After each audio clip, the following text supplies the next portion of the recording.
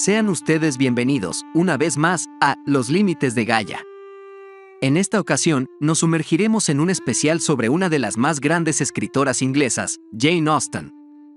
Nos enfocaremos en todas sus novelas concluidas, además de 2 libros a manera de bonus. Sin más que decir, comenzamos.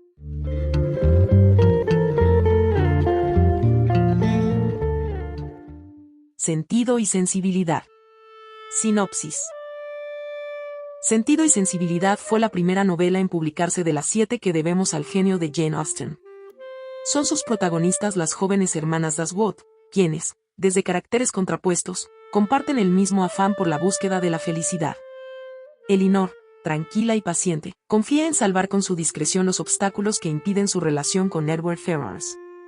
Impetuosa y extravertida, Marianne, por el contrario, no duda en dejarse conquistar por el seductor Willoughby. Análisis. Decía Virginia Woolf que una mujer necesita un cuarto propio e independencia económica para escribir novelas, y Jane Austen es un ejemplo de ello. Gracias a su condición de pequeña burguesa, la autora de Orgullo y Prejuicio pudo, a la edad de 19 años, escribir su primera novela larga. Bajo el título de Sense and Sensibility, Austen explora semióticamente los conceptos de razón y sentimiento, a través, y principalmente, de sus 2 protagonistas, las hermanas Dashwood. Por un lado, la razonable Elinor, y, por el otro, la sensible Marianne. Así, Jane desarrolla psicológicamente a sus personajes y confronta dialécticamente ambas posturas, mediante descripciones introspectivas y diálogos sutiles. Independientemente de que la narración y el contexto en el que se desarrolla la historia pueden sonar anacrónicos, si es que se puede adjudicar como elemento de análisis semejante adjetivo, Austen no pierde oportunidad para, en términos subtextuales, ejercer una crítica a las normas sociales de su época, particularmente, como no podía ser de otra manera, hacia las impuestas a las mujeres. En lo referente a la historia, si bien ésta se encuentra suscrita a los valores y objetivos de la clase social a la que Austen pertenecía, casarse pronto, hacerse de contactos poderosos, así como de una cantidad de bienes considerados de lujo para la época, la autora plantea una trama que tiene como argumento la búsqueda de la felicidad. En este sentido, los convencionalismos de la época sirven de obstáculos que trazan los pequeños arcos de la obra. Cuestiones como la elección de herederos, el matrimonio por conveniencia social o económica, el tráfico de influencias, son tratados aquí. Adicionalmente, la prosa, aunque plenamente victoriana, denota cierta sensibilidad poética en algunos de sus pasajes. Orgullo y Prejuicio. Sinopsis. Es una verdad universalmente aceptada que todo soltero en posesión de una gran fortuna necesita una esposa. Este comienzo, junto con el de Anna Karenina, quizá uno de los más famosos de la historia de la literatura, nos introduce sabiamente en el mundo de Jane Austen y de su novela más emblemática. Orgullo y Prejuicio, publicada en 1813 tras el éxito de Juicio y Sentimiento, reúne de forma ejemplar sus temas recurrentes y su visión inimitable en la historia de las 5 hijas de la señora Bennet, que no tiene otro objetivo en su vida que conseguir una buena boda para todas ellas. 2 ricos jóvenes, el señor Bingley y el señor Darcy, aparecen en su punto de mira e inmediatamente se ven señalados como posibles presas. El opresivo ambiente de la familia, la presión del matrimonio y del escándalo, la diferencia de clases, el fantasma de la pobreza y la actitud de una heroína más rica y compleja en sentimientos que cualquier heroína de cualquier novela anterior, se conjugan en esta obra maestra leída y celebrada a lo largo de más de 2 siglos. Análisis. Orgullo y Prejuicio es la obra más reconocida de la escritora inglesa Jane Austen, y no me gustó. Me parece que es el mismo ejercicio que en Sensatez y Sensibilidad, solo que ahora, semióticamente, se encriptan los conceptos de orgullo y prejuicio, principalmente en sus 2 personajes principales, la prejuiciosa Elizabeth Bennet y el orgulloso Fitzwilliam Darcy. El resto de personajes solo sirven para caricaturizar aspectos de la sociedad de la época, especialmente los convencionalismos del comportamiento social. En la superficie, es una novela romántica, un enemies to lovers, de manual. Sin embargo, la prosa, diálogos e ironía de Austen hacen que no se sienta tan pesada la obra. Sumado a lo anterior, los personajes secundarios son un tanto irrelevantes para la trama, aunque sirven, a través del chisme, como obstáculos de los arcos de la obra. La abadía de Northanger. Sinopsis. Catherine Morland es una muchacha, tan corriente como la que más, solo que tiende a ver la vida como una novela. Cuando es presentada en sociedad en Bath, conoce a un joven apuesto y refinado y se siente como en una novela sentimental. Luego, invitada por el padre del joven, pasa una temporada en una antigua abadía, donde sospecha que se cobijan terribles secretos, como en una novela gótica. Pero la realidad, que también tiene sus secretos, le revelará al fin un mundo acaso más absurdo y angustioso que el imaginado por la peor de sus fantasías. Novela de novelas, literatura de la literatura, La abadía de Northanger, escrita antes de 1803 pero no publicada hasta 1818, póstumamente, encierra en una sátira literaria una hiriente reflexión sobre los prejuicios y crueldades de la sociedad, y es sin duda una de las obras más agudas y divertidas de Jane Austen. Análisis. La abadía de Northanger es una de las primeras novelas escritas por Jane Austen, aunque fue publicada de forma póstuma, y está. La historia se divide en dos partes. La primera gira alrededor de Catherine Morland, hija de una numerosa familia campirana medio acomodada, como no puede ser de otra manera en las novelas de Austen, que un día, bajo la invitación de la familia Allen, un matrimonio rico sin hijos, se irá de viaje a Bath, un lugar donde concurre la crema innata de la sociedad inglesa. Catherine, al haber desarrollado toda su vida en el campo, asumirse como una mujer poco agraciada y que ha dedicado la mayor parte del tiempo a la lectura de novelas góticas, se enfrentará a la realidad que implica la posición de la alta sociedad. En este sentido, y a través de relacionarse con miembros de las familias Thorpe y Tilney, experimentará los sinsabores de la alta sociedad. La segunda parte estriba en una segunda invitación, esta vez a la abadía de Northanger, un lugar que parece sacado de las mismas novelas góticas que lee la protagonista. Al respecto, Catherine se verá envuelta en los entresijos de su imaginación, malos entendidos y un final inesperado. En general, una novela que sigue el camino del héroe, en este caso, el de la heroína, con la sátira y humor que caracteriza a la pluma de Austen. Mansfield Park. Sinopsis. Fanny Price es aún una niña cuando sus tíos la acogen en su mansión de Mansfield Park, rescatándola de una vida de estrecheces y necesidades. Allí, ante su mirada amedrentada, desfilará un mundo de ocio y refinamiento en que las inocentes diversiones alimentarán maquinaciones y estrategias de seducción. Ese mundo oculta una verdad peligrosa, y solo Fanny, desde su sumiso silencio, será capaz de atisbar sus consecuencias y amenazas. La presente edición incluye una detallada cronología de la autora y recupera el prólogo original a cargo de Tony Tanner, catedrático de literatura inglesa y norteamericana en la Universidad de Cambridge. Sus reflexiones sobre la obra de Jane Austen continúan siendo una referencia ineludible para profundizar en el universo literario de esta autora. Análisis. Mansfield Park es la cuarta novela escrita por Jane Austen y, aunque es su ejercicio literario más interesante, resulta excesivamente largo, cansino y con un final sin sentido. La obra parte de Fanny Price, a la cual se nos vende como la protagonista de la historia, aunque narrativamente no lo es, una chica que desciende de una vida de estrecheces y necesidades, sobrina de la familia Bertram, quien la adopta desde edad temprana e instala en su mansión de Mansfield Park. En dicho hogar, como no puede ser de otra manera en las novelas de la autora, aprenderá el canon social y de comportamiento de la clásica familia pequeño burgués rural que siempre oscila en la mente de Austen. Sin embargo, existe un pequeño problema, su inmediato pasado. Por esta razón, es despreciada por su tía Maurice y sus primas.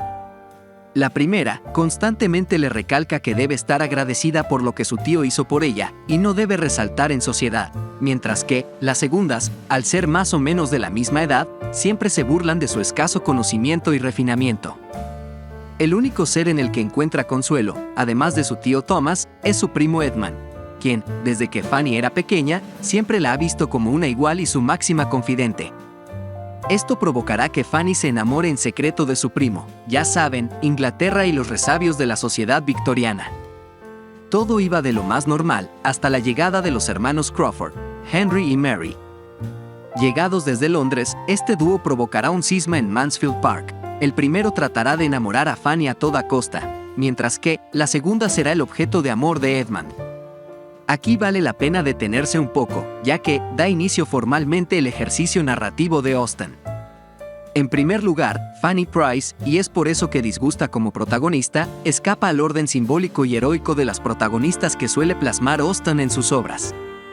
En este sentido, refleja todos los valores conservadores que se esperaba de las mujeres en aquella época. Es sumisa, reservada, callada, nerviosa, prefiere siempre ser relegada de cualquier actividad social, etc. Empero, dichas características simbólicas nunca interfieren con su máxima cualidad. Es sumamente sensible, y eso se refleja narrativamente en los soliloquios internos que dibuja la autora. Por otro lado, y dado el perfil de personaje principal ilustrado por Austen, Fanny Price sirve de engranaje medular, pero oculto, de todos los demás personajes. Es decir, aunque Fanny no sea en absoluto heroica, es un pequeño satélite sobre el que giran las estrellas de la obra. Para terminar con Fanny, esta también representa la transición social del mundo campirano inglés pobre al pequeño burgués clásico de Austen. Este choque se verá reflejado en los últimos capítulos de la novela. En segundo lugar, los hermanos Crawford son el otro lado de la moneda. Al venir del naciente Londres industrial, traen consigo su propia configuración moral, el libertinaje, la manipulación y el amor hacia el dinero. Por último, en tercer lugar, y bajo este contexto semiótico, Austen realiza un ejercicio dialéctico entre estas dos visiones, que también puede ser entre el campo y la ciudad, que se resuelve en el terreno de Mansfield Park. Es decir, este espacio es un microcosmos social donde Fanny, en apariencia espectadora, es quien mueve los hilos narrativos mediante la poca, pero sustancial, interacción con el resto de personajes. Emma. Sinopsis. Emma cuenta la historia de una inteligente y laboriosa joven empeñada en hacer de Celestina de todas sus amistades. Cuando su institutriz, amiga y confidente decide contraer matrimonio, Emma Woodhouse se descubrirá sola, frente al vacío de su vida y con la penosa tarea de intentar que los demás lleven una vida tan perfecta como la suya. Pero todos sus esfuerzos de manipulación sentimental tan solo consiguen crear a su alrededor una telaraña de enredos, malentendidos y confusiones que pone a prueba su confianza en sí misma. Completan esta edición una cronología detallada de la autora y una introducción de Fiona Stafford, catedrática de lengua y literatura inglesa en la Universidad de Oxford, cuyos trabajos resultan de obligada consulta para comprender el universo literario de Jane Austen y en particular de este título, Emma, que junto a Sentido y Sensibilidad y Orgullo y Prejuicio se encuentran entre los más conocidos de esta autora, epítome de la novela inglesa. Análisis. Emma es la penúltima novela de la escritora inglesa Jane Austen y está. La historia se centra sobre Emma, una joven adinerada, hermosa, mimada por propios y extraños, y que se percibe como inteligente, que de repente, y como tiene harto tiempo libre por su posición económica, ha decidido convertirse en casamentera del pueblo en el que vive. Esto, gracias a que, según ella, concertó la boda de quien antaño fuera su niñera. A partir de este punto, Emma se sentirá con la suficiente sabiduría para disertar sobre la vida y destino amoroso de las personas que la rodean, hasta que poco a poco se da cuenta que tiene la percepción de la realidad bien alterada. Y ya, de eso va la novela. En términos de subtexto, Jane Austen juega todo el tiempo con las malinterpretaciones de su protagonista. Lo anterior se refleja en la narrativa que se mueve en dos vertientes. 1. El estilo libre indirecto, el cual tiene como objetivo confundir al lector al mezclar, en un mismo párrafo, la voz del narrador con la del personaje principal. Esto brinda la posibilidad de estar todo el tiempo en la cabeza de Emma, lo que predispone al lector a ver todo desde su perspectiva, y, por otro lado, dejar ciertas pistas para que el lector se pueda dar cuenta de qué tan errónea es la percepción de la protagonista. 2. El narrador omnisciente. Este se justifica, un tanto a medias, por la interacción entre el resto de personajes cuando no está Emma. Al mismo tiempo, también sirve para dejar más pistas sobre los errores de la protagonista, conocer la psique de todos los personajes secundarios y sus posibles impactos en la trama. Y en este punto está el gran problema de la novela: salvo un cuarteto de personajes secundarios, el resto solo tiene relevancia anecdótica. Se sabe que en las construcciones literarias de Austen, los personajes entran y salen de escena como si fuera una obra de teatro. Así sucede en sus 4 novelas anteriores, empero, en esta ocasión, esos movimientos se sienten vacíos de propósito literario. Aquí hay personajes desperdiciados en su mayoría, que no impulsan el desarrollo del principal, y que su caracterización e interacción solo sirve para alargar el texto, ni siquiera para un buen chismecito. Lo anterior da como resultado un texto cansino y repetitivo. Eso sí, el estilo de Austen se perfecciona y arroja atisbos de lo que después, por ejemplo, desarrollaría Virginia Woolf, como una de las principales abanderadas de la novela inglesa moderna y fiel defensora de la pluma de Austen. Persuasión. Sinopsis. Anne Elliot, una soltera de 27 años que ha perdido la lozanía de su belleza, vive triste, resignada y aún enamorada de Frederick Wentworth, un apuesto oficial de la Marina de quien se vio persuadida a separarse 8 años atrás, rompiendo así su compromiso ante la negativa de su padre a dar el consentimiento al matrimonio, y siguiendo el consejo de su amiga y madrina, Lady Basil, quien consideraba la elección del joven inadecuada debido a su falta de fortuna y linaje. 8 años después las circunstancias han cambiado. Frederick Wentworth regresa de las guerras napoleónicas convertido en capitán y con una fortuna considerable amasada gracias a su participación en los botines de guerra. La situación de Anne, por su parte, también ha cambiado, pues su familia se encuentra al borde de la bancarrota. En su reencuentro se hace patente que el despechado marino no ha perdonado a Anne, a quien le reprocha su debilidad de carácter y su carencia de principios firmes al haber renunciado a su relación en el pasado tras dejarse influenciar por todo salvo por él mismo. Análisis. Persuasión es la última novela completa escrita por Jane Austen y está. Es un tanto complicado hablar de la obra, ya que representa la dialéctica vital de la autora inglesa. Por un lado, es una novela que se publicó póstumamente. Henry, hermano mayor de Jane, decidió cambiarle el nombre. Originalmente se llamaría La familia Elliot, y, dado que Austen la escribió en tiempo récord, y cerca de su muerte, recordar que Jane pasó enferma tiempo considerable mientras escribía el libro, no tuvo la oportunidad de realizar las revisiones y correcciones correspondientes, como sí lo hizo con sus primeras creaciones. Por el otro, y a pesar de no haberla revisado minuciosamente, se nota la madurez de su escritura, tanto en estilo narrativo y seriedad temática. La historia se centra en Anne, hija menor e infravalorada de la familia Elliot, misma que se encuentra en decadencia económica y se ve forzada, a pesar de los deseos del egocéntrico y vanidoso padre, a mudarse de casa para reducir gastos. Al buscar inquilino, y ya que la familia Elliot no se puede permitir rentar su casa a cualquier hijo de vecina, puesto que posee cierto aire de nobleza, necesita a alguien de suma confianza y dinero. Por ello eligen a un hombre perteneciente al símil de la Marina inglesa. Jane Austen tenía especial simpatía por ella, por encima de las demás fuerzas armadas, y la consideraba honorable, moral, y, a sus miembros, dentro de los seres más apreciados de la sociedad. Adicionalmente, como en otras de sus obras, deja entrever cierta xenofobia hacia los franceses, particularmente durante el periodo que concierne a las guerras napoleónicas. Al encontrarlo y entrar en confianza con la familia, este declara que alguna vez se encontró con un viejo conocido de los Elliot, Frederick Wentworth. Aquí vale la pena detenerse un poco. En la adolescencia, Anne y Frederick se enamoraron profundamente. Sin embargo, la familia Wentworth es de clase baja. De lo anterior se suceden dos cosas. 1. La madrina de Anne, su principal tutora y consejera, ya que la señora Elliot murió cuando Anne era pequeña, la persuade a rechazarlo, ya que Frederick no posee los recursos monetarios suficientes para sostener un matrimonio. 2.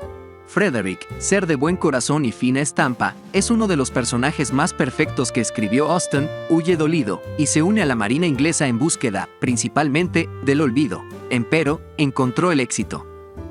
Al vivir en un periodo de relativa paz, y después de 8 años de su partida, Frederick ha decidido regresar de los mares para encontrar con quién casarse. Ante esto, el corazón de Anne se transforma en un cisma emocional. ¿Seguirá amándola como ella lo hace? ¿Cuál será su reacción al verla tras 8 largos años? Así, Jane Austen construye una narrativa semiótica alrededor de la persuasión, así como lo hizo en Sentido y sensibilidad y Orgullo y prejuicio. Sin embargo, no está del todo bien ejecutada, producto de las condiciones en las que fue escrita. Existen subtramas que no están terminadas, personajes secundarios que, como fue su costumbre, solo están para rellenar páginas y entrar y salir como en obra de teatro. Además que la trama, después de 3 novelas similares, ya se siente repetitiva. Con todo y lo anterior, es la obra más seria de la autora, y, aunque pareciera contradictorio, es su novela más romántica, pero menos rosa. Primero, y en términos narrativos, Austen prescinde del diálogo y utiliza el estilo libre indirecto para ahondar psicológicamente en sus personajes. Segundo, y aunque en otras novelas ya había hecho que el resto de personajes oscilaran alrededor del principal, es la primera vez que, utilizando la técnica narrativa antes mencionada, todos los personajes son vistos a través de los ojos de Anne. Tercero, Jane suprime el tono cómico y lúdico de sus anteriores obras y lo sustituye por uno realista e introspectivo, pero sin dejar de realizar comentarios sagaces en los momentos oportunos. Bonus. Cartas. Sinopsis.